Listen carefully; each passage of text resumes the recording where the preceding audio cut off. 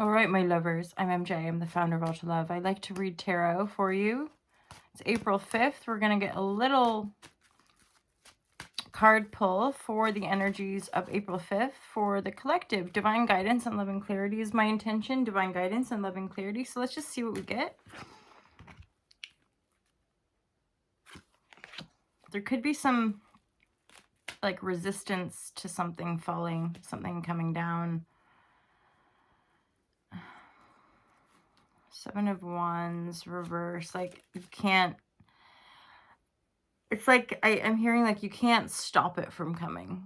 Some things are just out of our control. And no matter how much you fight for it, no matter how much you stand up for it, this Tower, I'm getting that sense of like these foundations are super rocky. You might want to fight for it. You might want to be like, no, I'm going to do it. Or no, this is going to work. But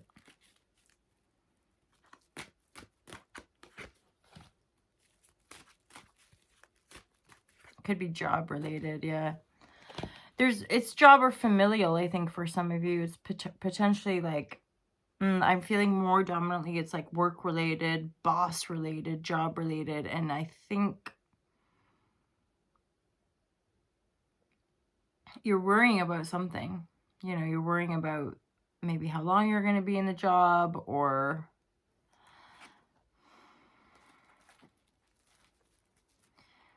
so this situation is helping to empower you. I'm also getting a Tower, Queen of Cups. So that's a water sign, Cancer, Scorpio, Pisces. In general readings, you can shapeshift the genders, certainly. Queen of Cups reverse. Something maybe you've been protecting, connected to a Queen of Cups reverse. Sister, auntie, mother, friend, you maybe. But like something you've been trying to maintain or hold together is like, I almost want to say like it was never going to happen. It was just never going to be. The dust settling or having to live through this Tower moment is part of what's empowering you. Magician. This energy came through too. We're obviously it's April 5th. We're at a weekend. What was that? There is something about not rushing into new beginnings right now. But then that's eclipse often. This, you know, we're all in our own little worldies, but they talk about that in eclipses. Or is it Mercury retrograde? I'm suddenly thinking, no, I think it's more dominantly Mercury retrograde, where they're often like, don't sign a contract, or make sure you're looking over everything. At the same time, there's nuances to that. Like if it's something it's been already going, but it's just like a final completion of something, then it's usually all right. But if it's like a brand new thing, they often say like, don't launch it, or you know, don't sign on the dotted line kind of thing. Well, that light's a little bit better, isn't it? Divine guidance, love, and clarity. Let's get some final messages. That energy came through the other day too. A little sus, a little suspicious. And this is maybe just like a message for one or two. Be mindful of the community you're in. There could be a bit of a snake vibe. I'm getting like, you know, jealousy, I guess. Keep resting when you need to. That exhaustion card, you know, and the Nine of Swords is here. So if you've been worrying, stressing, take some time to rest. Take a little breather, you know.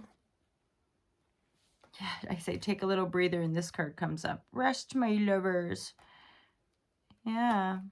This world that, you know, this world is so sort of hyper fixated on doing and productivity. And it's really not serving us. Like, it doesn't help us feel better. It doesn't help us think better. We're just in this sort of mechanistic enslavement cycle, regardless of how much money we have. And although that's, you know, I do believe in this ongoing change, right? But rest. There is an essence of that. Our personal power is like a deep calm.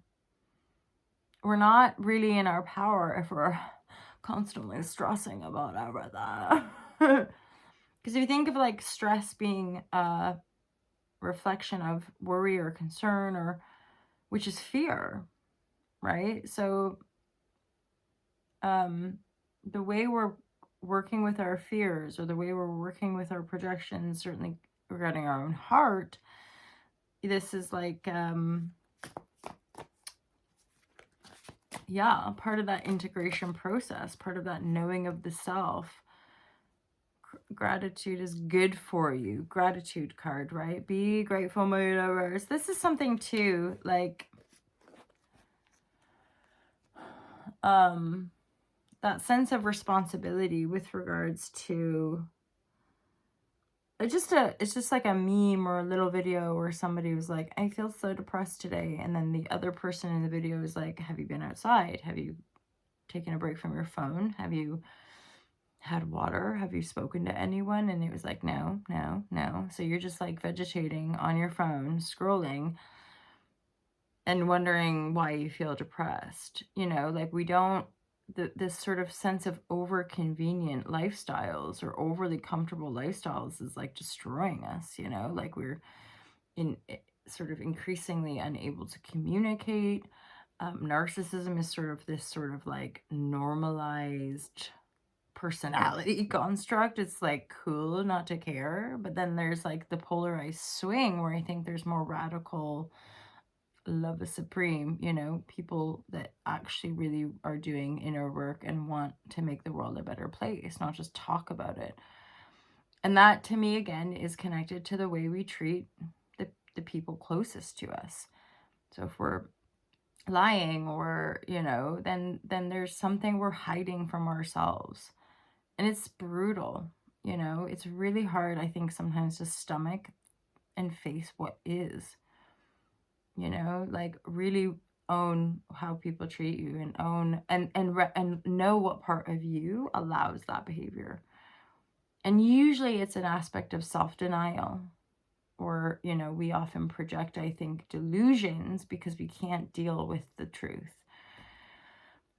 And for the most part, from what I can tell, often is the case, the truth is just this big emotional process that we have to go through. We have to cry, we have to be vulnerable, we have to let the body, if you think of it metaphysically, so our bodies are made up of all these trillions of cells, and think about the process of like crying, and or laughing for that matter, but there's like a pressure, and then the tears, right, and the snot or whatever. And to me, it's like dense information. So the tears that are being expressed are the feeling trauma density of those cellular entities. Like, so when you're crying out from a trigger, this is to me conscious transformational work, right? Conscious shadow work, inner work, emotional alchemy, whatever you call it. I termed it emotional storm. So, and this is way before I knew anything about a lot of this stuff, but like you get triggered, you feel it, and then often is the case, you can hold the space and have like waves of emotion. And then not always, but often there will be an emotional storm. There will be a purge, a clearing, something to kind of come out of your body. And then if you can just be present with it, the heart will clear it.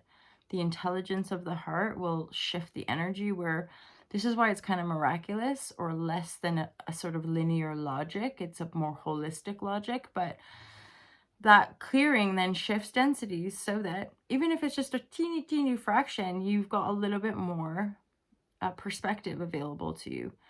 And certainly once the body has cried or cleared itself, that you will feel more calm. I think that's the thing of when we hold our victimhood or stay in cycles of abuse because that's what's familiar. And our ego wants to hold on to that. So as long as we're still blaming other people for how we feel, or talking shit about people, it's like we're going to keep attracting that story, as it were. And it's brutal, you know, this life, the sense of self-responsibility. It's not easy.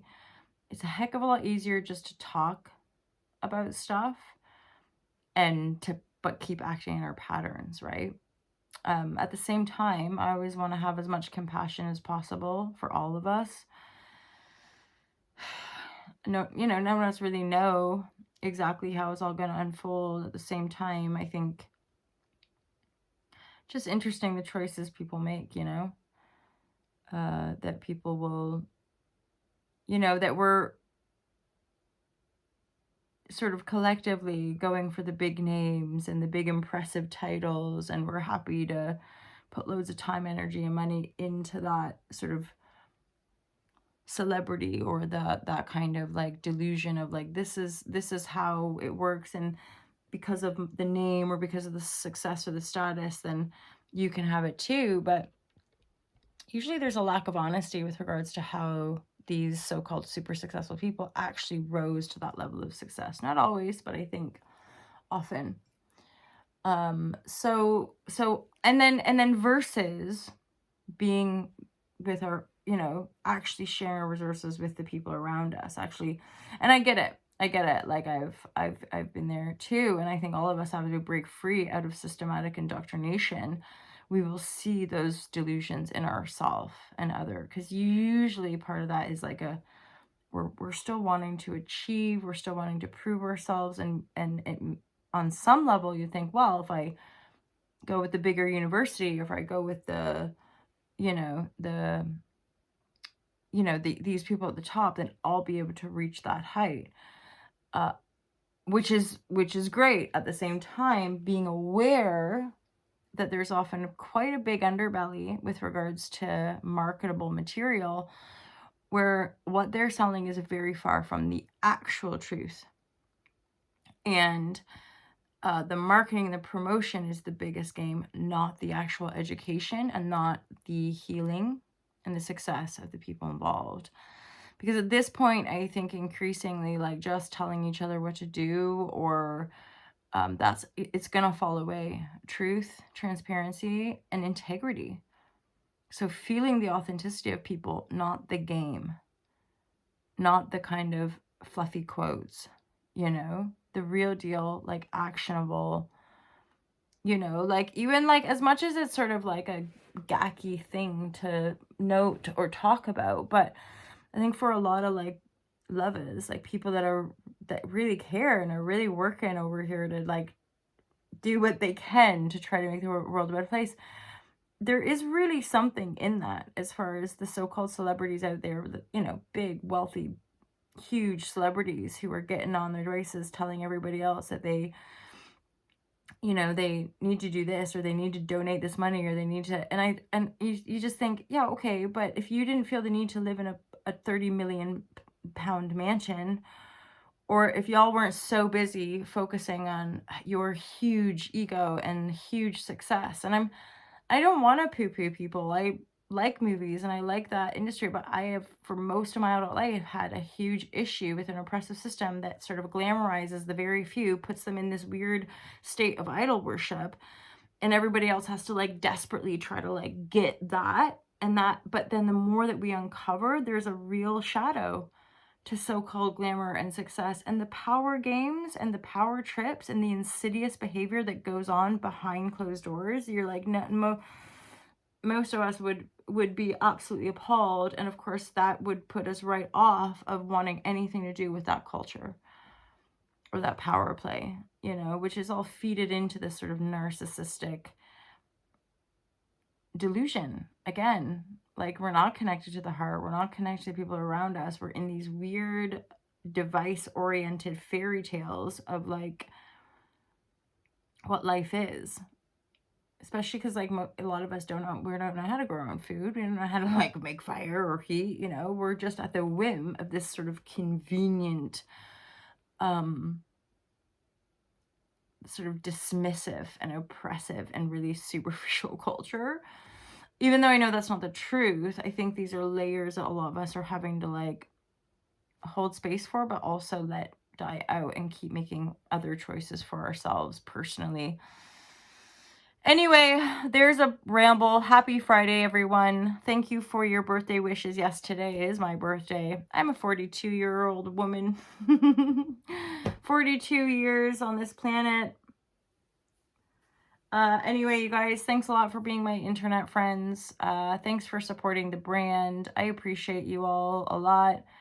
And have a great weekend. Have an awesome day. And I'll see you real soon. Take care. Peace out.